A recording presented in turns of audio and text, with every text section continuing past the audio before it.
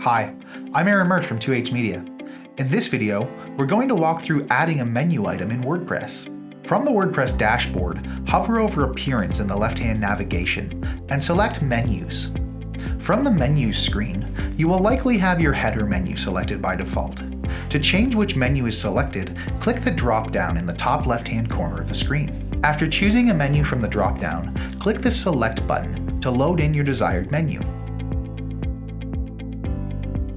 To add a page link to your navigation, click the checkbox next to the desired page in the Pages section on the left-hand side of the screen.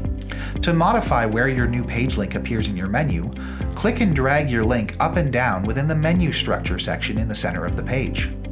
To create a drop-down menu, click and drag your link down and to the right from any other item in your menu to create a hierarchical relationship.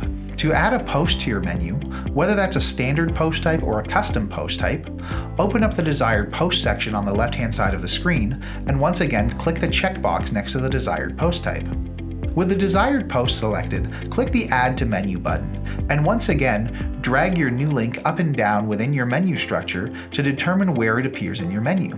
To add an external link or a download link, click the Custom Links tab on the left-hand side of the screen. Within the Custom Links tab, enter a URL and link text and click the Add to Menu button. After adding your custom link, click the triangle to the right of that link within the Structure section to expand that link's settings. After expanding the link's settings, you can modify its title or URL, or click the Open Link in New Tab checkbox to prevent your visitors from navigating away from your website when they click the link. Once you're happy with your changes, click the Save Menu button in the bottom right-hand corner of the screen. So there you have it.